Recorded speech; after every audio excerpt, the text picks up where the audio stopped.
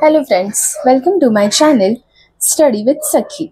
So आपण 10th स्टँडर्डचा संस्कृतचा third chapter पाहत होतो. त्याचे ऑलरेडी 2 श्लोक्स मी पोस्ट केलेले आहे. आता आपण तिसरा श्लोक पाहूया. आत्मनो मुख दोषेण बध्यन्ते शोक सारिकाः बकाः तत्र न बध्यन्ते मौनम सर्वार्थ साधनम. आता हा तिसरा श्लोक जो आहे ते आपण जर मौन धारण केलं तर काय होणार आहे किंवा शांत बसण्याचे काय उपयोग होतात किंवा जर गरज नसताना आपण बोललो नाही किंवा कमी बोललो तर त्याचा आपल्याला काय काय उपयोग होऊ शकतो हे सांगितलेलं आहे. आत्मनो मुख दोषेण, आत्मनो म्हणजे आपल्या स्वतःच्या मुख दोषामुळे. मुख दोषाचा अर्थ असा होतो की जर आपण आपलं तोंड बंद नाही ठेवलं तर किंवा आपण जे काही बोलतोय ते जर का चुकीचं असेल तर त्यामुळे बध्यन्ते म्हणजे अडकतात. शुक सारिकाः, आता शुक म्हणजे तुम्हाला माहित आहे की शुक म्हणजे पोपट आणि सारिका म्हणजे मैना. तर आता या दोघांच्या क्वालिटीज अशा आहेत की पोपट आणि जे मैना आहेत ते सारखे काही ना काही आवाज करत असतात आणि त्याच्यामुळे जो पारधी आहे त्याला इझिली कळतं की हे पक्षी कुठे आहेत आणि त्यांच्या आवाजामुळे त्यांची शिकार होऊ शकते किंवा त्यांना पिंजऱ्यामध्ये बंद ठेवलं जातं. बकाः तत्र न बध्यन्ते, आता बकाः म्हणजे बगळा. तर हा जो बगळा आहे तो मात्र बंधनात अडकत नाही. का अडकत नाही? कारण या दोघांच्या कंपॅरिझनमध्ये बगळ्याचा आवाज हा खूपच कमी असतो किंवा तो अगदी काही नको तिथे आवाज करतच नाही. मौनम सर्वार्थ साधनम, त्यामुळे जे मौन आहे ते धारण करणं आपल्यासाठी खूप महत्त्वाचं आहे. आता असं बऱ्याचदा होतं की काही लोक वायफळ बडबड करत असतात किंवा जिथे गरज नाहीये तिथे अति बोलतात आणि याच्यामुळे ते स्वतः प्रॉब्लेममध्ये अडकू शकतात. सो ज्या वेळेला गरज नाहीये तिथे आपण बोलायचंच नाही किंवा कमी बोलायचं, हे आपल्याला या श्लोकातून कळतं. नेक्स्ट श्लोक पाहूया.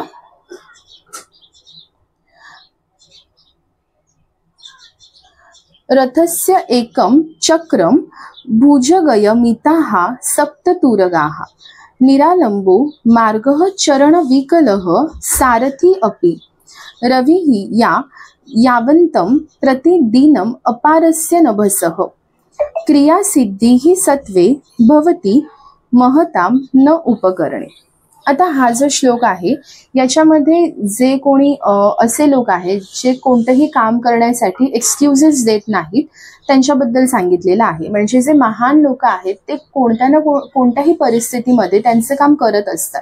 मग ते कारणं देत नाहीत की माझ्याकडे ही वस्तू नाही आहे, तर वेळ नाही आहे, तर मी काम कसं करू, अशी काही कारणं न देता ते त्यांचं काम करत असतात.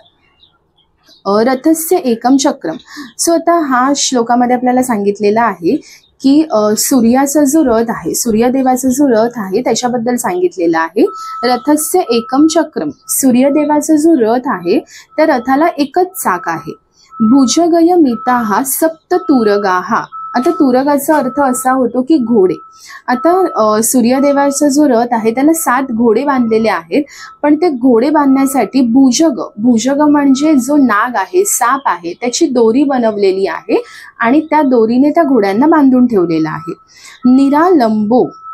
निरालंबोचा अर्थ असा आहे की जो काही मार्ग आहे तो मार्ग आपल्याला माहीत नाहीये किंवा मार्ग जो आहे तो अतिशय दूर आहे.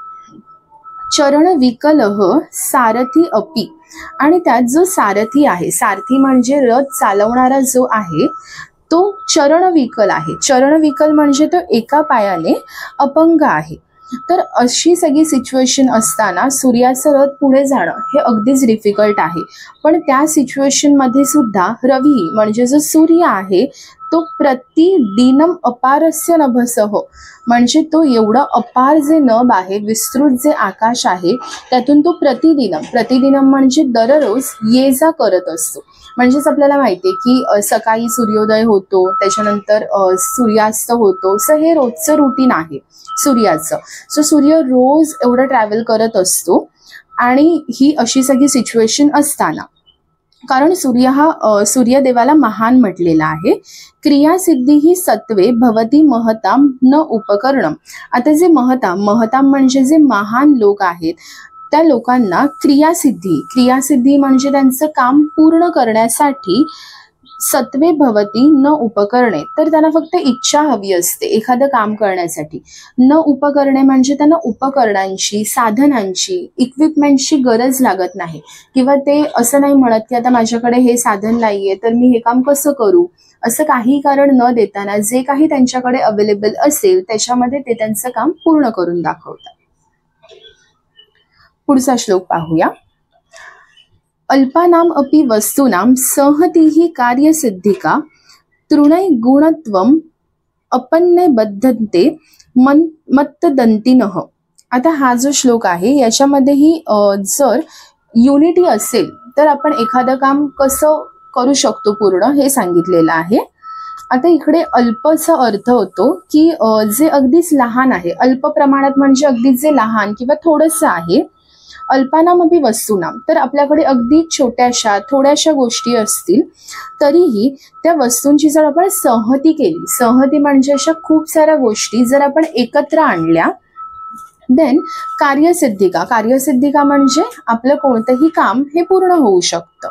आता इथे एक एक्झाम्पल म्हणून दिलेलं आहे की तृण. तृण म्हणजे जे गवत आहे, त्या गवताच्या ज्या वाळलेल्या काड्या आहेत त्या आपण एकत्र करणार आहोत आणि त्याच्यापासून आपण एक दोरी बनवणार आहोत. तर गवतांमधला हा एक गुण आपल्याला सांगितलेला आहे की वाळलेल्या गवताची जर आपण दोरी बनवली तर बध्यन्ते मत्तदंतिनः. आता दंतिनहचा अर्थ असा होतो, मत्तदंतिनः म्हणजे जो अगदी आउट ऑफ कंट्रोल गेलेला हत्ती आहे त्या हत्तीला पण आपण कंट्रोल करू शकतो. आता तुम्हाला माहिती आहे की हत्तीला कंट्रोल करणं हे इतकं इझी नाहीये आणि तेही गवताच्या काड्यांनी कंट्रोल करणं म्हणजे अगदीच डिफिकल्ट आहे. पण जर या सगळ्या काड्यांना आपण एकत्र केलं आणि त्याची एक दोरी बनवली तर ती दोरी खूपच स्ट्रॉंग होऊ शकते. आता ती स्ट्रॉंग का होते, कारण खूप साऱ्या गवताच्या काड्या एकत्र येतात म्हणजे त्यांच्यामध्ये युनिटी आहे. आणि जर आपण त्या दोरीने त्या हत्तीला बांधून ठेवलं तर तो जो आउट ऑफ कंट्रोल झालेला हत्ती आहे तो हत्ती पण आपण कंट्रोलमध्ये आणू शकतो. म्हणजेच इथे आपल्याला युनिटीचा इम्पॉर्टन्स सांगितलेला आहे. पुढचे श्लोक आपण नेक्स्ट व्हिडिओमध्ये पाहूया. Thank you. Like, share and subscribe.